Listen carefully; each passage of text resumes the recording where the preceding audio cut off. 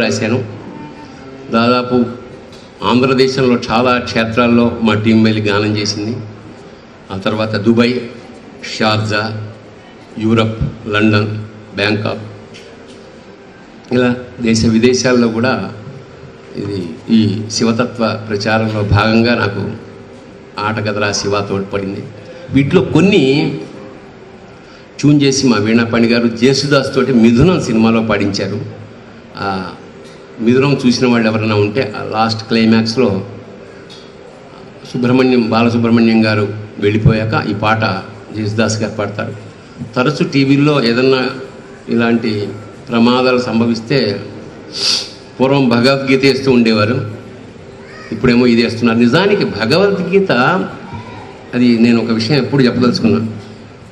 భగవద్గీత అనేది చాలా వైబ్రెంట్, ప్రపంచ సాహిత్యంలో అత్యంత ప్రభావితమైనది భగవద్గీత.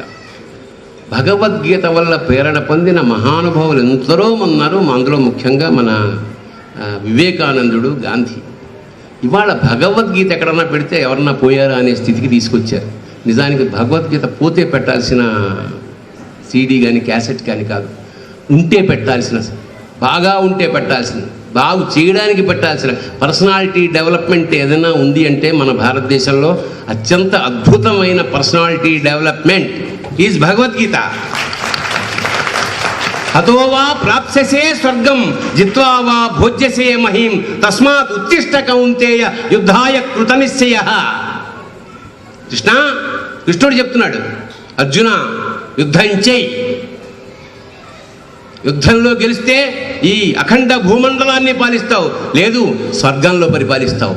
అంచేత యుద్ధం చేయడం అనేది కర్తవ్యం. కర్మ సిద్ధాంతం అంటే కర్మ సిద్ధాంతం కాదు, కర్మ పనిచేయి, పనిచేస్తే పైకి వస్తావు. నువ్వు చేసే ప్రతి కర్మకి ఒక ఫలితం ఉంటుంది. అంచేత భారతీయుల్ని, ముఖ్యంగా యువతని, ఇవాళ మోడీ లాంటి వాడికి తారక మంత్రం అది.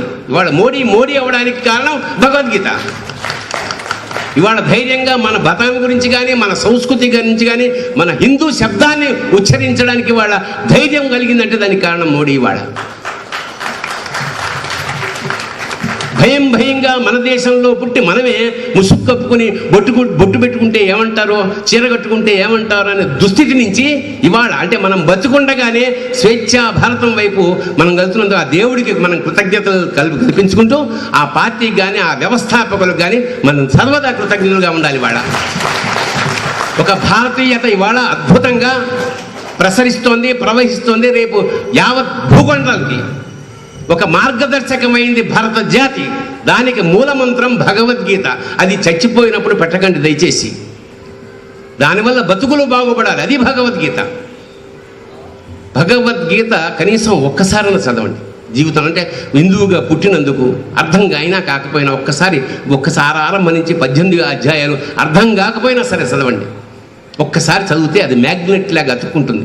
మీకు ఎప్పుడు బెంగ వచ్చినా ఒక చిన్న ఫిలాసఫీ నా జీవితంలో నేను ఎప్పుడైనా బెంగగా ఉంటే భగవద్గీతలోని ఏదో ఒక పేజీని అలా తీస్తాను. మీకు తెలియకుండానే అందులో సమాధానం ఉంటుంది. సమాధానం అంటే దేవుడు వచ్చి రక్షించేసి కష్టాలన్నీ తీసేస్తాడని కాదు, కష్టాన్ని తట్టుకునే శక్తి ఇస్తాడు. That is the most important. మీకు విచక్షణ ఇచ్చాడు, బుద్ధి ఇచ్చాడు, బలం ఇచ్చాడు, సర్వశక్తులు ఇచ్చాడు. ఇవన్నీ వచ్చి వాడే చేస్తే మీరెందుకు? అంచేత సర్వశక్తుల్ని ఎంకరేజ్ చేసి మోటివేట్ చేసే శక్తి భగవద్గీత ఉంది. కాబట్టి భగవద్గీతగా ఎనర్జైజ్ అవ్వండి. ఇంకోటి, భగవద్గీత చదవడం, రామాయణం చదవడం, రామకోటి రాయడం వల్ల పుణ్యం రాదు. రామకోటి రాస్తే పుణ్యం రాదు, భగవద్గీత చదివితే రాదు, పాటిస్తే వస్తుంది. వివేకానందుడు అంటాడు, they are like road maps. Bhagavad Gita కానీ భారత Ramayanam road maps. Road maps అంటే ఈ రూట్ అలా పెడుతుంది అని చూపిస్తుంది తప్ప అది మనం తీసుకెళ్ళదు. ఎప్పుడు తీసుకెళ్తుంది? మనం దాన్ని ఆచరిస్తే. అంచేత భగవద్గీత ఆచరించదగ్గది, రామాయణం ఆచరించదగ్గది. ఎందుకంటే రాముడు లాంటి రాజు కానీ, రాముడు లాంటి భర్త కానీ, రాముడు లాంటి కొడుకు కానీ, రాముడు లాంటి అన్న కానీ, ఆఖరికి రాముడు లాంటి శత్రువు కానీ లేదు అంటాడు. అలాంటి రామరాజ్యం మనకు కావాలంటే మనం ఇలాంటివి కొన్ని చేసి తీరాలంతే. ఆ త్యాగమే మన రక్ష. కాషాయం అంటే త్యాగం, త్యాగానికి సింబల్ కాషాయం, చేతకాంతనానికి కాదు. ఒకప్పుడు చేతకాంతనం చేసేసారు. నో, సన్యాసం అంటే సమస్తము న్యసించు, అన్నీ వదులుకుని సమాజాని కోసం పాటుపడాలి. అలాంటి కార్యకర్తలు ఇవాళ మనకున్నారు కాబట్టి ప్లీజ్ సపోర్ట్ దెమ్. అంచేత భగవద్గీత ఎనర్జైజ్ చేసే personality development. Please read it.